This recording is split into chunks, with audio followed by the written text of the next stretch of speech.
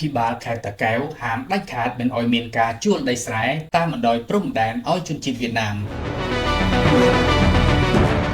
តាកែវក្នុងឱកាសចុះពិនិត្យការសាងសង់ផ្លូវតាមបណ្ដោយព្រំដែនប្រទេសវៀតណាមនៅក្នុងស្រុកបូរីជលសានៅថ្ងៃទី12ខែមិថុនាឆ្នាំ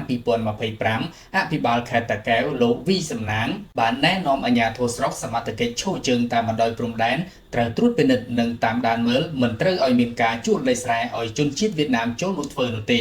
អភិបាលខេត្តតាកែវបានថ្លែងបន្តថាកន្លងមកក្រសួងមហាផ្ទៃក៏ដូចជារាជរដ្ឋាភិបាលបានចេញលិខិតណែនាំដល់ខេត្តជាប់ព្រំដែនរួចរាល់ហើយពីការហាមឃាត់ការជួលដីស្រែតាមបណ្ដោយព្រំដែនឲ្យជនបរទេសដូច្នេះអាជ្ញាធរពាក់ព័ន្ធរួមនឹងសមត្ថកិច្ចឈរជើងតាមបណ្ដោយព្រំដែនត្រូវទប់ស្កាត់និងពិនិត្យមើលករណីនេះឲ្យបានច្បាស់លាស់និងត្រូវណែនាំបងប្អូនប្រជាពលរដ្ឋដែលមានដីស្រែច្រើនកុំឲ្យជួលឲ្យជនជាតិវៀតណាមចូលមកធ្វើព្រោះវាបង្កផលលំបាកនិងបង្កភាពស្មុគស្មាញពាក់ព័ន្ធនឹងការជួលដីស្រែនេះអភិបាលខេត្តតាកែវបានបន្ថែមថាពាក្យពន្ធរឿងជួលដីស្រែឲ្យជនបរទេសនេះបើមានមន្ត្រីណាឃុំឃាត់ឲ្យមានការជួលដីស្រែឲ្យជនបរទេសចូលមកធ្វើគឺត្រូវទទួលខុសត្រូវចំពោះមុខច្បាប់ដោយគ្មានការអនុគ្រោះនោះទេនៅក្នុងឱកាសនោះដែរលោកវីសំណាងក៏បានលើកឡើងពីការប្រឹងប្រែងរបស់រដ្ឋាភិបាលកម្ពុជាក្នុងការសាងសង់ហេដ្ឋារចនាសម្ព័ន្ធតាមបណ្ដោយព្រំដែនដើម្បីធ្វើយ៉ាងណាជំរុញឲ្យមានការអភិវឌ្ឍដើម្បីលើកកម្ពស់សេដ្ឋកិច្ចគ្រួសាររបស់បងប្អូនប្រជាពលរដ្ឋដែលរស់នៅតាមបណ្ដោយព្រំដែន